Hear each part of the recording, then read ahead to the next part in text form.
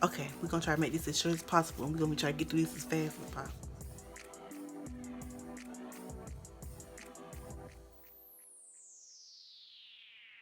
Hi, I'm Ambry. This is Ambry's Corner, and welcome back to my channel.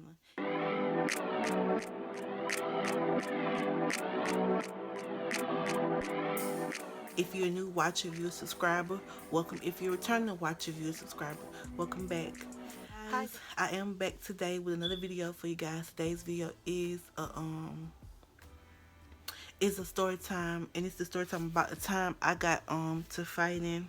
The time I got to fighting in the hallway in my second elementary school. So this would be the second time I got killed. The first time I got killed back in the fifth grade. Yeah, this was the first time. So this when I met like most of the people that would cause me the most trouble throughout my school history. This is also the story. This is also the school where I met the story time that I released not too long ago. Um the one about the story time where she told him I liked him. Yeah. So I would meet him, her, and the rest of them in this school at this time. So I think this story takes place when I first got there. No. It was like towards the end of the year when this happened. So at this point we was closing up the end of the year. It was coming to an end, and we were all getting ready to go to middle school. Now I don't think we had taken the standardized test yet, but I think we were getting ready to take the standardized test.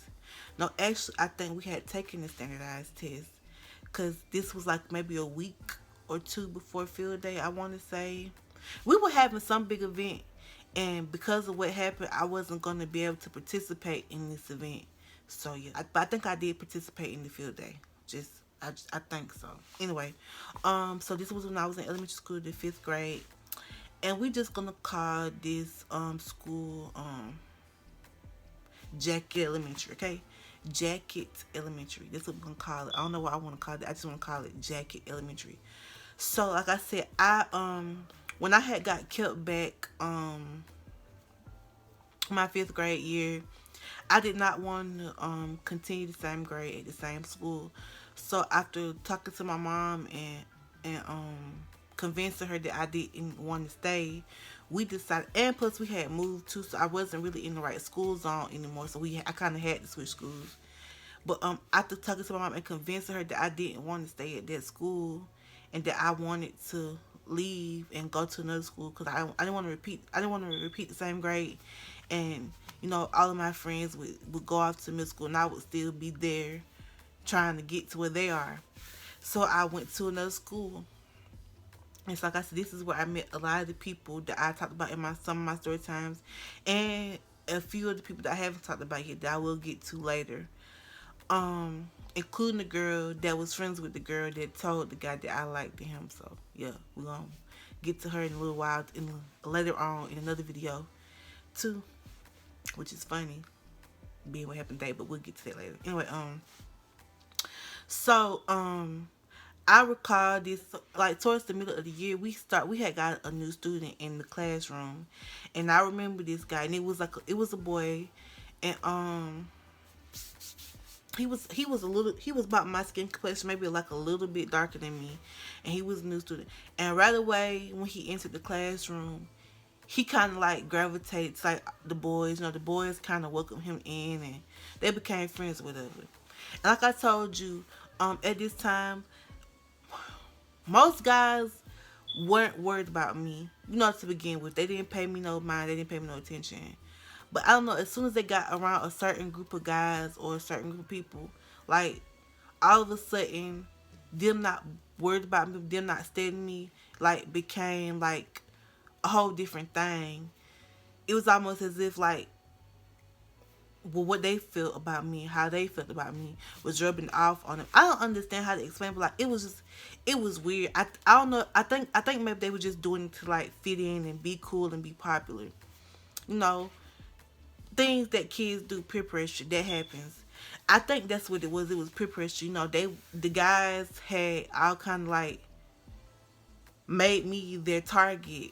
So like I guess in order to like fit in, he just made me his target too. So, like I told you, at first they don't really say much to me. They don't really look at me. They don't say anything to me. And like after a while, after they get a feel for me and what I'm like and how I am, they slowly start, they'll laugh at some jokes, they'll make a comment or two, and then they'll start, going in. And so like he was no different than these guys. Like he would give me trouble every once in a while. I don't really recall having like many problems with him like that. But there was this one dude. Okay, I'm gonna name the guy in this story. I'm gonna name him Cleveland, because he like Cleveland Brown. I'm gonna name the other guy Cleveland Brown. So we're gonna call him Cleveland Brown, and we're gonna call this guy uh Peter Griffin, because Peter Griffin is not the most attractive cartoon character, and he looked different. Like his ears was like really big, and his eyes kind of bulged out. Look like for these little boys to have all the jokes about me. Like he sure was ugly. Like he was an ugly little boy. Like he was ugly as hell. But anyway, so Peter used to like little stuff to me, and like one of the guys that he had become close to, which was Cleveland. Him and him had become like really good friends. They just kind of like vibe together or whatever, and they was friends. Now I had my friends, and I also had my cousin in this class at this point in class with me at this point in time too. So I wasn't completely alone. But I remember this so vividly. So one day, like I said, they all the guys used to pick on me in unison, but like, and he started doing it more regularly. So one day, we were coming back from gym. We had gym, so like after we had like two classes, like y'all know how elementary school went. Like most of our classes were done in our homeroom classes. We had class in our homeroom class all day. But then like when we went to science, when we had science class or whatever, we had another teacher that we went to. And they all started doing like that because they was preparing us for middle school, because they told us that we were gonna have to switch out classes like when we got in middle school. So they was preparing us to, have a class for each subject. So we started going to like another class at a certain time of the day and working on science and social studies. So and then after that class we would no, before that class we would go to lunch, and then we go to that class. Then after that class we would have our elective, which would be PE. That was the mandatory course. We had PE and we had art. So one week we might be doing PE, and the next week we'd do art. That's just how they did it when I was in that school. So I think this week particularly we had PE. And so I think we was in PE class, and we had done like our workout, and our teacher had come to get us, and she was taking us back to class so we could do like, so I think like we had like an hour left in the day, maybe an hour or two left in the day. We're going back to class, do some work. Then I think she give us like a little free time right before it was time to go. Then she tell us to pack up everything to get ready to go so we could go home for the day. So we were on our way back from there. And so I think like getting ready to head back to class, like while we was in PE, getting ready to head back to class, he was like, you know, antagonizing me. He was saying things. He was like just trying to get a laugh. And the dude Cleveland Brown was basically like egging him on, encouraging him to keep, antagonizing me. So we had all got in line, and like I think I was like a couple students in front of him, and my cousin was in front of me. And he was like I think he had literally tried to get right behind me because they were gonna antagonize me all the way to class. I just knew they was. So we started our journey back to class. Now the way our school was set up, this was a very, very very small school. Like certain classes was like a skip and a hop away from each other. So how we came and went to our P class was like there was like a little small set of steps leading up to our hallway. So you had the library here, the lunchroom here, the main office here, and then there was like another hallway leading down, which led to like the other grades, and then going up was like kindergarten and the fifth grade class. So we basically shared like a hallway. So we had to go up the stairs, and there were only two fifth grade classes, y'all. Two fifth grade classes. So we went up. So we went up like a little flight, maybe like 4 or 5 steps, and that was basically our hallway. And my classroom was down that hallway, the first classroom on this side, and my teacher was a woman.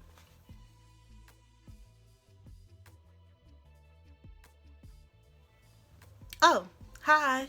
How are you? If you got in this far into the video, pause this and click that subscribe button. I'll wait. Done. Alright, back to the video. Enjoy. And we're gonna call her I'm gonna call her Karen, because not because for any reason, but I'm just gonna call her Karen because that's the first thing that pops into my head, Karen. So we're gonna call my teacher Miss Karen. So Miss Karen was my fifth grade teacher. And her classroom was on this side. So if you kept going down the hallway, there was like another set of stairs, a bigger staircase that led down, going down, and that took you to the back of the school, which was like another set of double doors where that led you to the back where the playground was. And there was also like a break off, another hallway that led you to the gym, and then one that led you to like another set of classrooms and another part of school, stuff like that. And so we was coming down, coming from from the PE class, coming from the gym, and we was turning and going up. And like I said, there's like another like little section that takes you right to the right to the like the beginning of the staircase that leads you up into the next hall. So we was coming down the hallway, and I could hear him, like he was still going, he was still antagonizing me, and Cleveland was fat butt was still was still basically like cheering him, egging him on, laughing. He was making a few comments himself, but like he was still, egging it on or whatever. So we're coming up the hallway, and we're in front of the stairs. So at this point, I basically just get tired of them saying things. So I let some of the students that were actually, I think he was like maybe like 2 or 3 students behind me, and they heard him or whatever, but they didn't say nothing. But like they was like behind me, and I was like, y'all go ahead. So I turned to him. I said, look, oh yeah, I forgot this part. Back then, like my mama used to put like drawstring ponytails on. I love a good drawstring ponytail. I don't wear them unfortunately anymore, just for like personal reasons and stuff like that. But I loved a good drawstring ponytail, and this was about the time that I had started wearing them. But I would only wear them like I told you in one video, in between hairstyles. Like I wasn't like I always with a drawstring ponytail. I wore them in between hairstyles. So like maybe if I had just took out a hairstyle and I was getting ready to get another one, or if I had a perm in and I couldn't get a hairstyle yet, I have a ponytail on. I had like a specific one I liked it to wear often. So that's what I would wear. And so we're in the hallway, and like I said, I let the students that were behind me go. And I turned around, I told him, I said, will you please leave me alone? Stop messing with me. I ain't saying this to you all day. I don't know where you all of a sudden where you're all of a sudden getting all this encouragement from to bother me. Cause like I said, me and Peter had never had words with each other. We never had a problem. There was never any reason for him to say anything to me. And yeah, I'm not thinking like somebody like an adult that that just knows and understands that kids are gonna be kids, and you just have to take it like it is, and it'll be alright. Just take it to the chin and it'll be alright. I'm not thinking like that back then. I'm thinking like a little girl who done been through hell and back with people, with guys, with everybody, all of my peers, people have always given me a hard time. This school, that my last school was no different. I caught it there too. Like I caught it everywhere. I could never get a moment's peace. And when I was in school, because people were always antagonizing me, picking on me, bullying me, whatever you want to call it, it was always the case. So we're talking about a little girl who had been through all of this, who was tired of it, who was fed up with it. And no matter how I complained, how I told what I did, it was like there was never any like healing for me. No, nobody ever was able to really rescue me from it. You know, and my mom could only do so much. You know, before she was just like, well, I don't know what else to do, boo. Like, I don't know what else to tell you. Like, you're just gonna have to take it to the chin, take it to the head. Like, just do what you gotta do. Like at this point, my mom was telling me like, you know, basically just do what you gotta do. She don't condone fighting like that, but she said basically, do what you gotta do. If people won't leave you alone, sometimes my granddaddy used to tell me, my granddaddy used to tell us. He said sometimes if you want to get people off your back, punk, this is what you gotta do. He used to call us punk. It's like a term of endearment, like baby, sweetie, honey. It's a punk. He be like, sometimes if you want to get people off your back, punk, you got to, you know, get loud on them, act crazy on them, cause that's the only way some people understand. You know, when I say leave me alone, that's the only way some people can respond. That's the only way some people can, you know, understand what you're saying. If you act up on them, if you show them like, look, I'm not the one, you don't got to play with me, you ain't got to talk to me, I don't care, that's your business. But you're not gonna keep messing with me, you're not gonna keep antagonizing me, picking on me. You're just not gonna keep doing it. And he used to always tell my mom that, and my mama used to tell me that all the time. And so like I was saying, so we was in that hallway, and like I said, I had let all those kids go past me basically. And so I turned around to him. I said, I need you to leave me alone. I really do. I really need you to leave me alone. I said, I'm tired of this. You and him always mess with me. At this point, these two was always at me. Like I had other people, but like these two was always at me. And this was after I had punched that dude in the face across the table. Like it was after that, a while after that.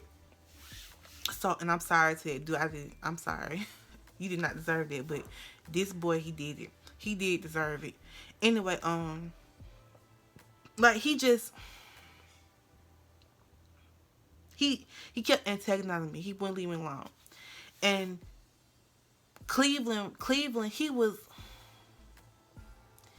used to always like defend them. Like, you know, like if I'm not doing anything to you, and I say something back to you, and I tell you leave me alone, he said, you can't do that. You can't do that because you said something to him.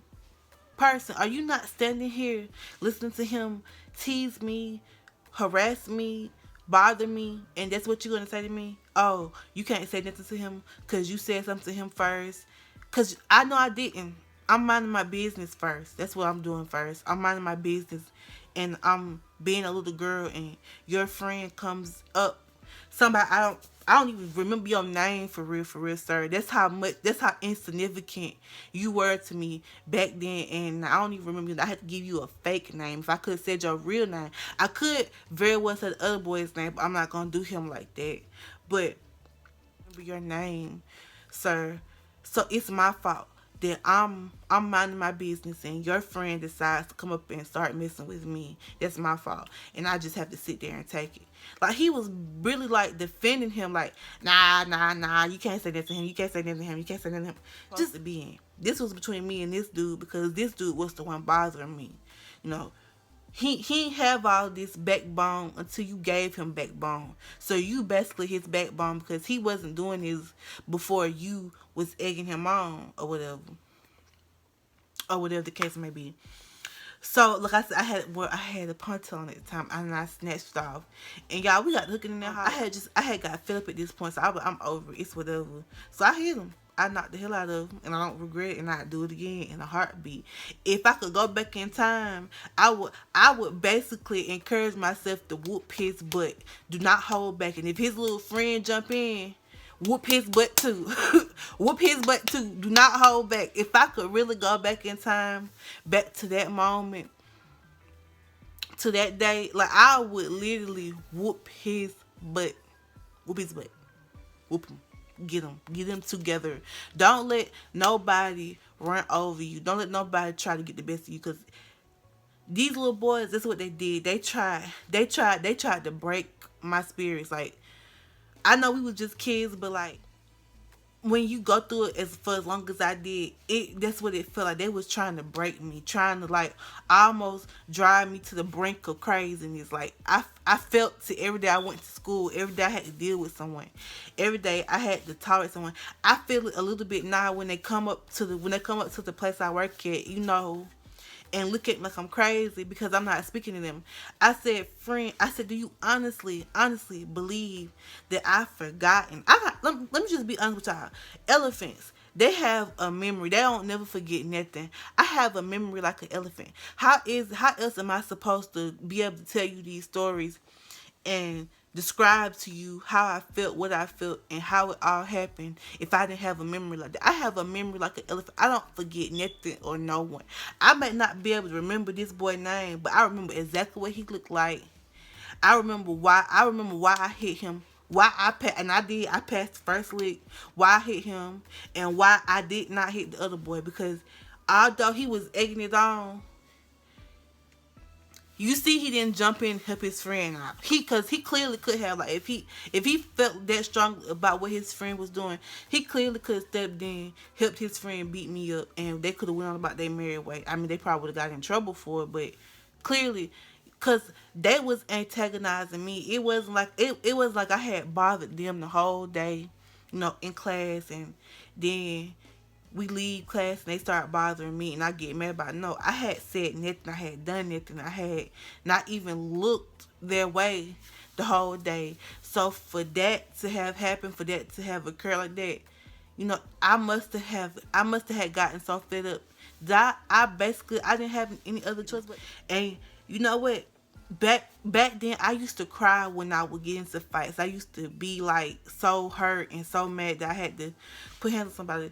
But when I look back at it, I don't regret any time I hit someone. I'm sorry if you don't got hit by me before and you feel like, boy, stop. It's about to be a girl fight. Hey, some new shit, yeah. Brooke so he was like antagonizing him and stuff like that. He was like antagonizing me, and the other dude, Cleveland, was egging him on. And I caught because he looked like Cleveland Brown, literally. Like he looked. If you put the glasses on, him, and like at this time, like he was wearing like a fro. But the only thing about him, like his head, he had like a box head, like.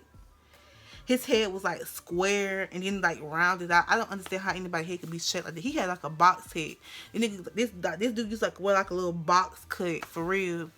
And he looked like Cleveland Brown with a box head. Like if all you had to do was throw some glasses on him and bam, they go Cleveland Brown. There he go right there in human form, minus the voice. But anyway, he was egging him on or whatever, and so we fought in the hallway, and I finally pulled away. So I take off up the stairs to click. At this point, the class are left, so I come in, right as everybody was sitting down. My teacher said, and my teacher looked at me. She said, "Where you been?" I said, I just got the fighting out in the hallway." I said, "I can't deal." She said, "Okay, head out to the office," like that. Cause I was over it. Like I was so beyond over this. I was over it. So I tell them, I said, I just got to fight in the hallway. Just like that. So she said, "All right, head on up to the office." So I said, "Okay, whatever." So then she write us up. We head to the office, and our witnesses are my cousin and Cleveland Brown. So when me and Peter get into the office, we're sitting down, and the principal asks, and our principal at the time was a black lady. The principal basically asks us what happened. And I tell her, I said, him and Mr. Cleveland over here had been, antagonizing me all through gym class today, all through the inner gym class, coming back to the classroom from gym class. Like, they was just messing with me, antagonizing me. I told her some of the things that they said. She said, okay. She said, Mr. Peters, Mr. Griffin, and Mr. Brown, why were you messing with her today? What has she done to you?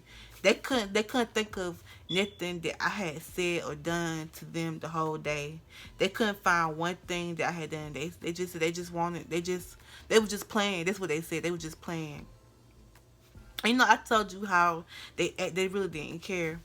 So she said, so at that point, like, the principal, like, basically cusses us out. Like, she didn't cuss us out, but she basically tells me off. She said, I don't care what nobody done to you. What she cared, but what she was saying, I don't care what nobody said or done to you.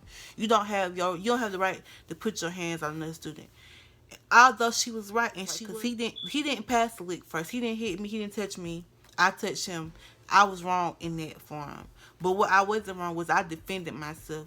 I continuously defended myself throughout school when principals, teachers, other students had failed me. I constantly defended myself throughout school. So she was right. I didn't have the right to put my hands on him. But you'll never be able to make me feel bad for doing it, especially when he deserved it. Especially when he deserved it. You'll never make me feel bad. I don't condone violence. I don't condone putting your hands on people. But I was antagonized so much throughout school, and that doesn't make it right. No, by no means that makes it right. And I don't encourage it or condone it. But what I'm saying is, like, sometimes people have to learn that you ain't that one. They have to know. They have to know. I feel bad sometimes when people don't deserve it, and they didn't do anything wrong. Like, I feel bad, but it's sometimes when somebody just really needs a good old fashioned butt whooping. Like, is some people that just deserve, and he was one of those people. He deserved. So she busts us out. She write me up, and I get like IOS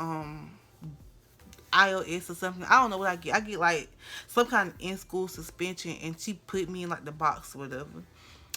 And so he does that. Actually, both of us do. Well, all three of us do, because all three of us in some way or form was involved, especially them two.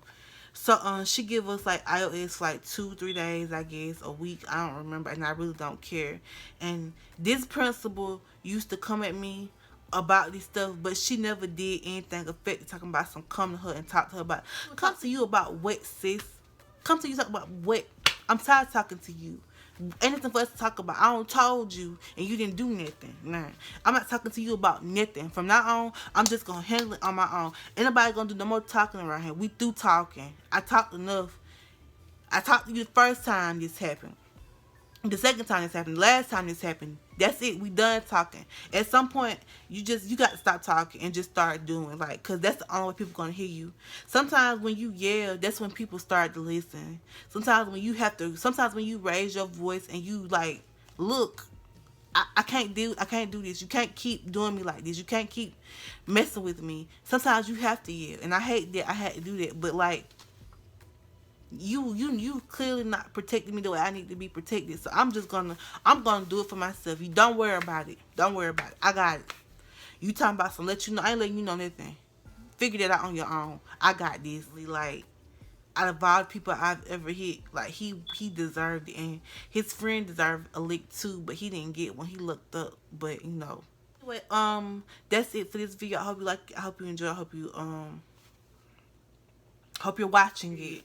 Like I always say, like, comment, subscribe, tell me what you think, what you want to hear, and what you want to see. And I will do my very best to make it happen for you. And I'll see y'all in the next one. Bye.